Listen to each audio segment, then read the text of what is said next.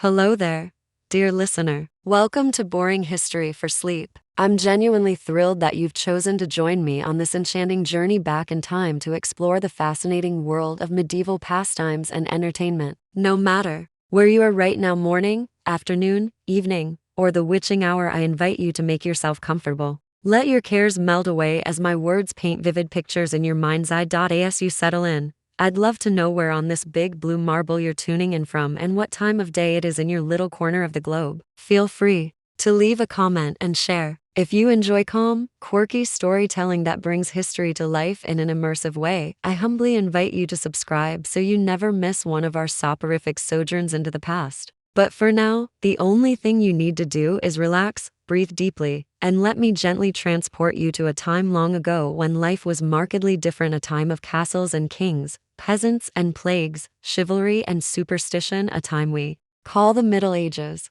When most people think of the medieval period, they often conjure images of hardship and drudgery. And while it's true that life was no picnic for the vast majority during this era, which roughly spanned from the 5th to the 15th century, it was also a time filled with creative diversions. It was a feudal society where a small noble class ruled over a large peasant population. For the average serf toiling in the fields or the apprentice learning his trade, each day was a struggle for survival. Yet, even in the face of war, disease, and relentless labor, the human spirit persevered, and medieval folk, just like people in every age, found ways to cope with their lot in life and escape, however briefly, into realms of joy and entertainment. Some of their pastimes may seem familiar to us, while others range from utterly bizarre to downright dangerous. So, let's leave the 21st century behind for a while and discover the whimsical ways that lords and ladies, knights and knaves, jesters and maidens sought to inject fun into their hard-scrabble lives. Our journey takes us from majestic tournament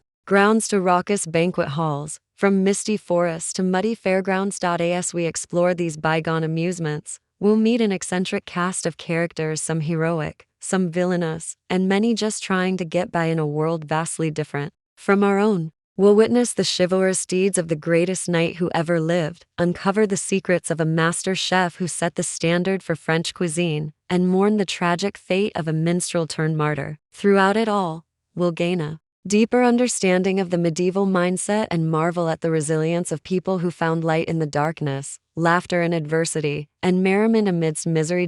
So, extinguish that candle, fluff up that pillow, and let's journey back to a time when fun was hard-earned but all the more precious because of it. One of the grandest and most iconic forms of medieval entertainment was the tournament. These elaborate martial competitions were a way for knights to showcase their combat prowess, impress noble ladies, and climb the social ladder. Beyond that, they were eagerly anticipated events that offered a splash of color, excitement, and pageantry for people of all classes. Tournaments typically took place on large fields outside towns and lasted several days. Imagine the scene.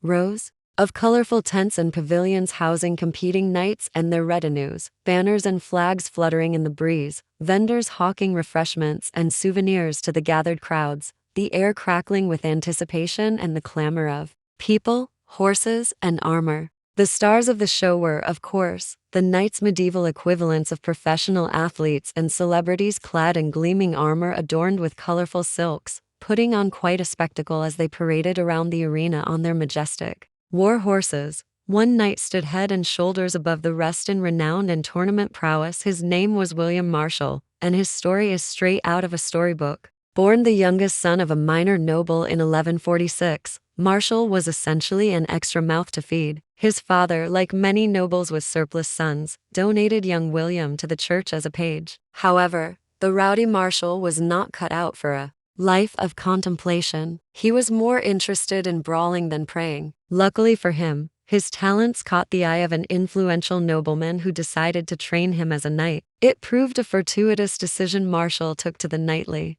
arts like a fish to water. What truly allowed him to make his mark was his daring debut on the tournament circuit. In an era when nobles often had to pay hefty ransoms if defeated in battle, the money that could be won at tournaments provided an attractive alternative. William Marshall was exceptionally good at winning tournaments. Accounts claim he emerged victorious from an astonishing 500 jousts. While this figure might be exaggerated, there's no denying he was the Michael Jordan of the medieval tournament world, a figure of reverence and admiration who drew huge crowds wherever he competed. His success in the arena translated to success at court. Over his long life, Marshall served as a right-hand man to 5 English kings, most notably Richard the Lionheart and his brother John. He remained a paragon of loyalty and wisdom through reigns and rebellions, intrigue and war. By the time he passed away in 1219, he had risen from humble origins to become one of the most powerful and respected men in the realm, the Earl of Pembroke and Lord Protector of the young King Henry III. But let's return to those tournaments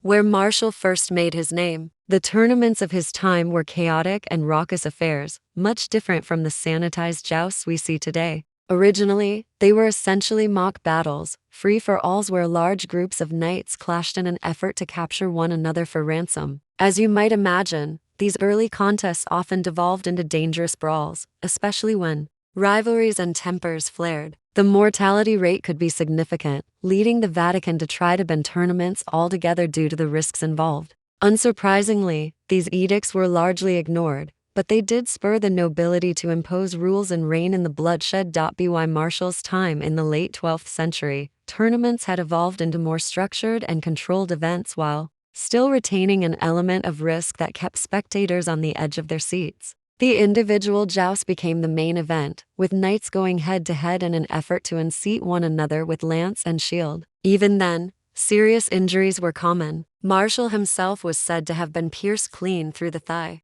by a lance during one joust. But for the most skilled and cunning knights, the risks were worth the potential rewards: ransom money, a champion's share of the prize purse, valuable war horses, and the favor of delighted noble patrons. To truly grasp the atmosphere of these tournaments at their cultural pinnacle, let's zoom in on a particularly famous or perhaps infamous competition that took place in 1274. The setting was the northern French region of Chalons, and the key players were the brash English Prince Edward, who would later be crowned King Edward I, and the Count of Chalons, a French nobleman. According to contemporary accounts, trouble erupted when Edward arrived at the tournament grounds with an entourage of no less than 200 knights. This show of force was perceived as an arrogant power move by the French hosts, who were accustomed to being the big cheeses at their own tournaments. The Count of Chalons took particular offense at this perceived slight. Tensions escalated on the tournament pitch in front of a crowd of thousands. When one of Edward's men triumphed in his joust against the Count's son, tempers flared. Heated words were exchanged, and before anyone knew it, the Count of Chalons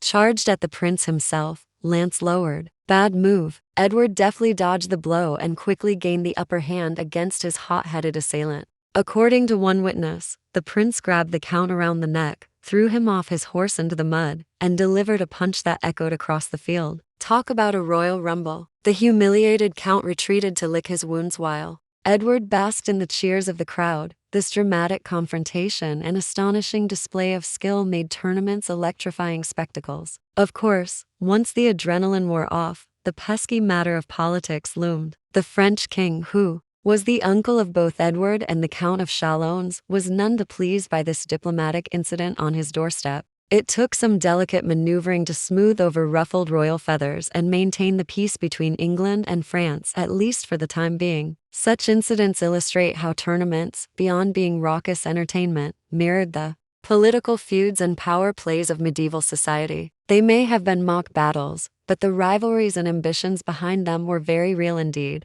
Well, dear listener, I think that's quite enough jousting and jostling for one sitting. We've only just scratched the shimmering surface of medieval entertainment, and there are countless more marvels and merriments to explore. But those will have to wait for another day. For now, I bid you a fond good night and leave you to dream of gallant knights fluttering banners and the thunder of hooves across a tournament field. May you find rest, respite, and revelation in the arms of history. Until next time, this is your faithful chronicler of times past, wishing you a peaceful slumber filled with the sweetest medieval fancies. Good night. As we venture further into the medieval world, let's not forget that the huntsman is nothing without his trusty hounds, baying eagerly at the front. Noble hunting dogs like deerhounds and limers barked and sniffed excitedly, eager to be let loose to chase after any unfortunate deer, boar, or hare that crossed their path. Keen-eyed greyhounds flanked the noble riders on their mounts, ready to spring into action as soon as prey was spotted. And of course, the noble hunting party would never leave behind its pack of yapping hounds of all shapes and sizes, despite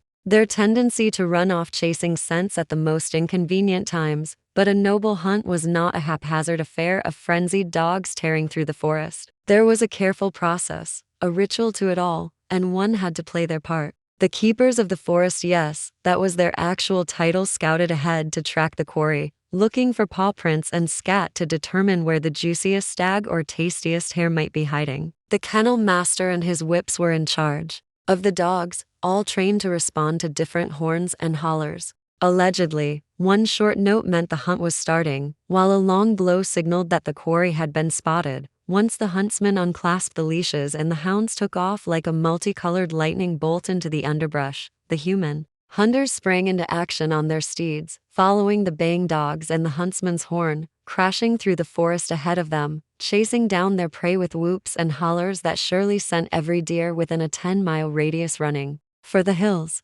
With any luck, the hounds would corner the stag or boar, holding it at bay while the noble lord or lady delivered the coup de grace with a thrust of their lance or a well-aimed arrow, after a long day of thundering through the woods and ending the lives of a few hapless animals. One worked up quite an appetite. Luckily, the hunting party would return to a feast laid out on trestles in colorful silk tents bedecked with flags and banners, a much-needed respite after an exhausting day. Servants and pages scurried to and fro, bearing goblets and trenchers piled high with roasted meats, pottages, and dainty morsels to revive the tired hunters. The hounds that ran down the quarry received the heart and entrails as a reward, while their noble owners enjoyed the choicest cuts. Not exactly the type of doggy bag you'd find at a modern restaurant, but I'm sure the pooches weren't complaining. At last, with a final triumphant blow of the bugle, the noble hunters called it a day. The dogs were kennelled, the horses unsaddled, and the unblooded carcasses hauled back to the castle kitchens for the cooks to deal with.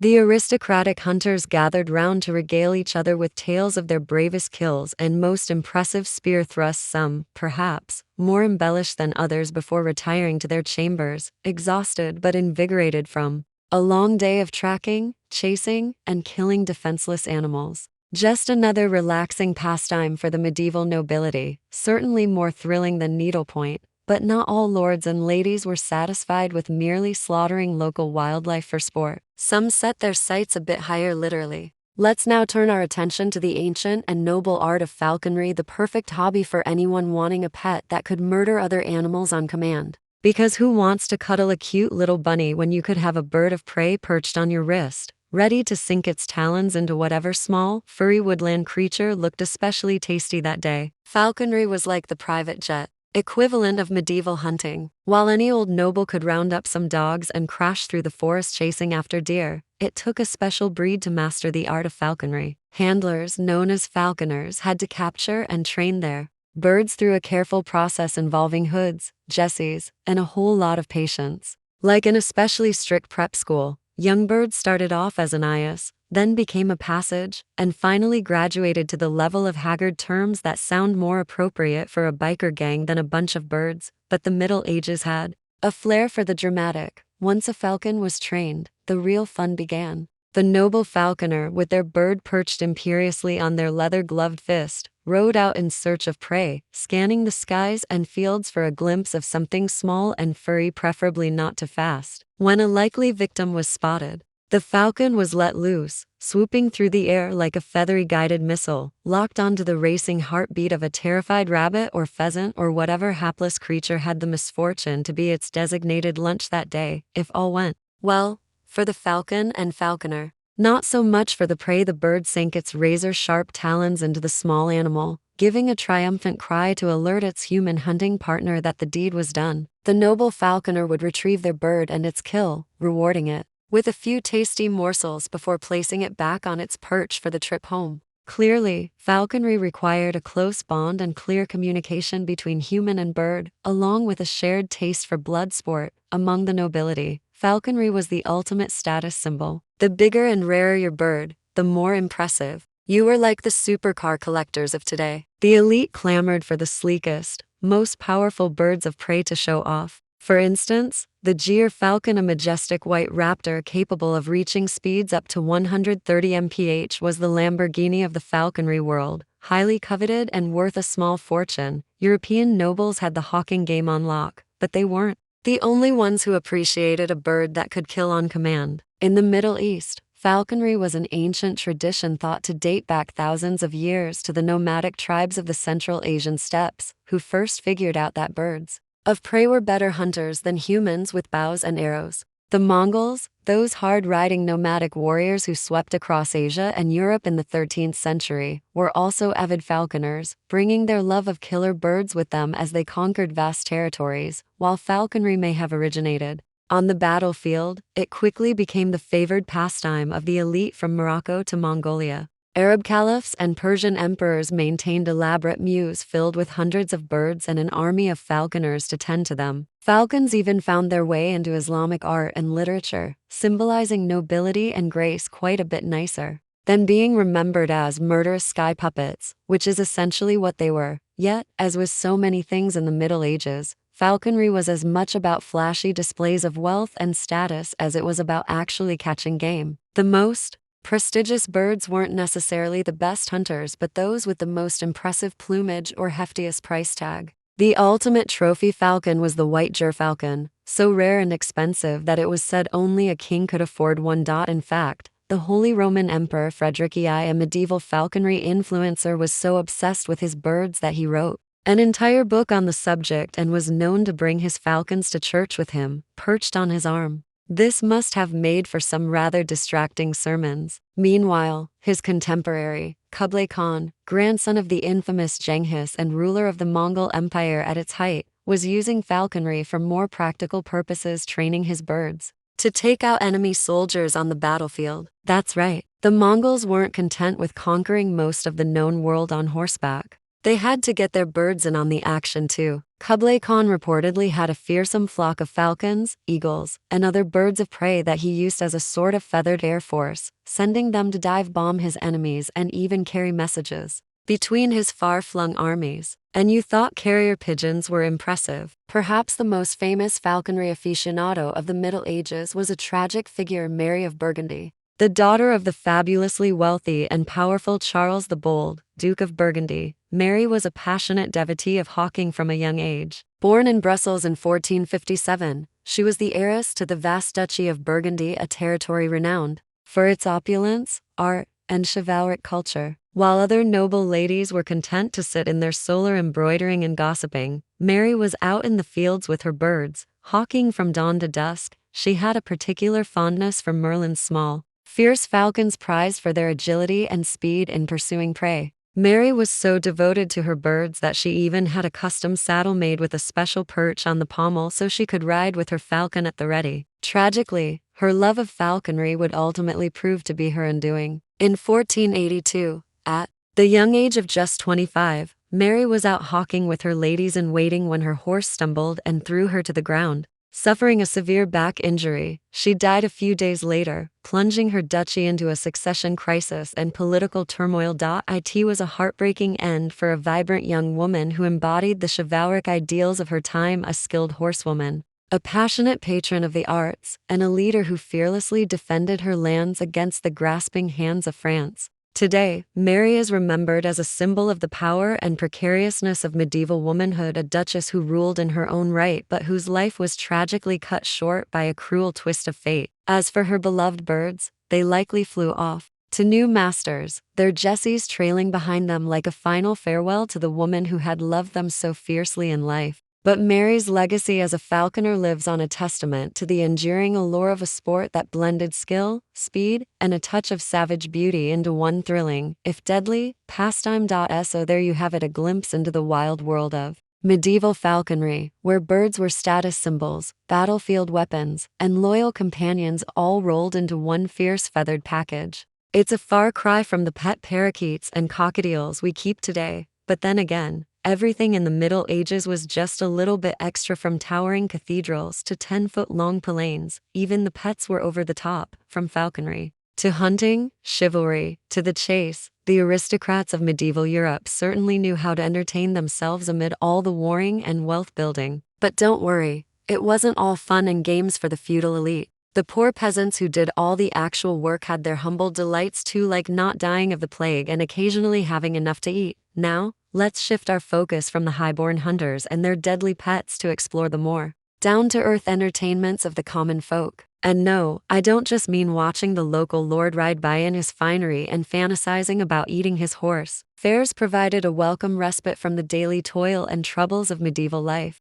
All over Europe, from mighty London to quaint villages, people looked forward to special festivals and saints' days that promised feasting, revelry, and wonder. One of the most raucous and eagerly anticipated of these was Carnival the Indulgent, period preceding the austere fasting of Lent. Carnival celebrations date back to ancient pagan festivals, but in the Middle Ages, they took on a distinctly Christian flavor while still retaining an air of mischief and mystery. For a few fleeting days, the normal order of society was turned on its head. Perhaps no rulers embraced the spirit of carnival with quite as much enthusiasm as the Dukes of Burgundy in the 15th century. The Burgundian court was renowned across Europe for its opulence, artistry, and pageantry, and the Duke spared no expense when it came to Mardi Gras. In 1454, Duke Philip the Good staged an extravaganza in the Flemish city of Lille that was remembered for generations. Against a mesmerizing backdrop of torches, tapestries, and flowers, nobles cloaked in luxurious costumes paraded through the streets,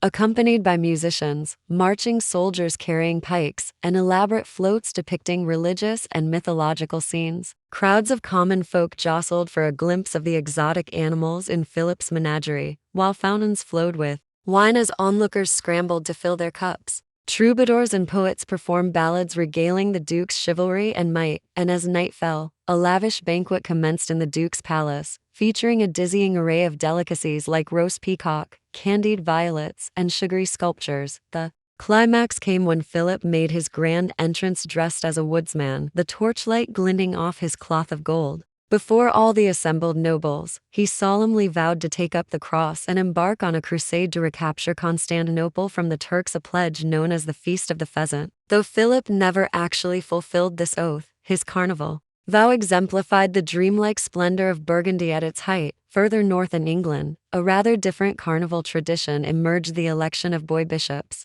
In a playful inversion of church hierarchy, young boys were chosen to lead religious services and even deliver sermons before the grown clergymen on Holy Innocents' Day. This peculiar custom, recorded as early as the 10th century, became widespread and was practiced in many of England's great cathedrals and monasteries. One can only imagine the bemused faces of the worshippers as a nervously grinning boy gave a squeaky-voiced homily dressed in oversized bishop's robes and mitre. More rambunctious was the similar tradition of appointing a lord of misrule, a mock king who presided over the Feast of Fools and other carnival revelries, usually portrayed by a young layman. This impudent character was tasked with stirring up mischief and laughter, turning conventions on their head. The Lord of Misrule served as a master of ceremonies, leading processions of costumed revelers, initiating burlesque pantomimes that parodied the stiffness of royal courts, and even delivering saucy edicts that gently skewered political elites. Some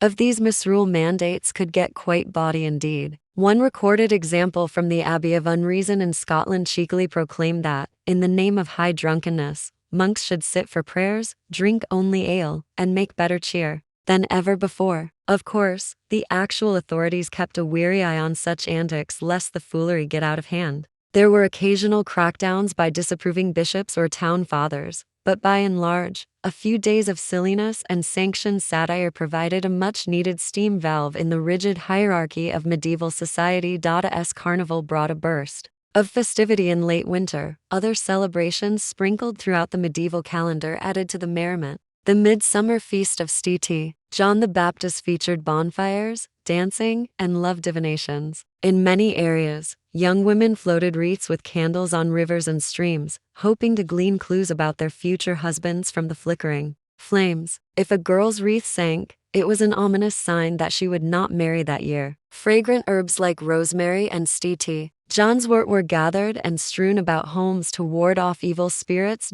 In an intriguing melding of pagan and Christian traditions, the magical plants were saved and burned in the Yule log at Christmas. Speaking of magical plants, the autumn feast of St. Michael featured a perhaps surprising star, the humble carrot. Though now a common vegetable, carrots were a relative novelty in the Middle Ages after being introduced via Moorish Spain. Their sweet flavor and vivid orange color made them a delicacy at Michaelmas. Women hoping to snag a husband were advised to sleep with a carrot under their pillow and recite, St. Michael, smell my lover, you know well, by dreams let me see the youth that I shall marry. Apparently, slumbering with a root vegetable was quite the aphrodisiac. If visions of Mr. Right failed to appear, at least the lady awoke to a handy snack. Beyond saints' days, every town and village had its own local festivals commemorating events like the anniversary of the parish church's consecration or the birth of a royal heir.